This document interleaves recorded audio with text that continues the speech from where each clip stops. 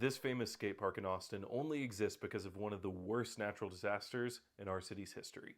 You are looking at House Park, which isn't its actual name, I'll get to that later, but it is the absolute epicenter of Austin's thriving skate scene. It's centrally located, right downtown, and just around the corner from the wonderful No Comply skate shop. So when the biggest names in skateboarding come to Austin, you can bet they're going to stop by House Park. But for over 80 years before the skate park was built, this was here, the original Austin Rec Center. This building was privately built in 1924 by W.T. Caswell and dubbed the Austin Athletic Club. It was later sold to the city in 1931 and officially dubbed the Austin Recreation Center. It was then in active use by the community until 1986, when a newly built Austin Recreation Center was opened nearby, closer to the football field. The football field that's actually called House Park, that the skate park gets its commonly used name from. So after the new recreation center opened, that old one would still stick around in complete disrepair, in striking contrast from its heyday to the dilapidated state that it would be in through the early 2000s. Which begs the question, why was this building abandoned? Why did they have to build a new recreation center in the first place?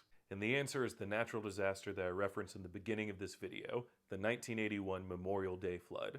A devastating flood that killed 13 people and destroyed many homes and businesses. And it hit the area around House Park Football Stadium extremely hard, especially the old Austin Recreation Center. And this picture from another flood in 2015 really gives you an idea of just how hard this area gets hit with floodwater. Now, of course, that's not a huge issue for a football stadium, but for a ground level building like this, it was never going to work out long term, which is something that was accounted for in the building of the 1986 Rec Center. Notice how the whole building is on stilts. But this left the city with a problem. They had an unusable building falling into disrepair that was built on top of an extremely flood-prone area. And that situation wouldn't change from 1986 all the way until 2006, when voters approved a bond that included $1.3 million to revitalize this area. Money that would ultimately go towards knocking that building down and building a skate park where it stood. Because like a football stadium, a skate park flooding is actually no big deal.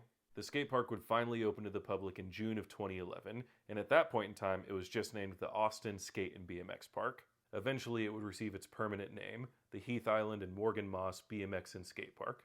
Heath Island was a local high school student who tragically passed away from a skateboarding accident, and Morgan Moss was a skateboard photographer who tragically passed away in a car accident. Both of them saved many lives by being organ donors, and given their shared love of skateboarding, I think it's really special that the skate park is named after them. And it really is a very fun place to skate. So personally, I'm looking forward to it sticking around for as long as the old recreation center did, and hopefully even longer.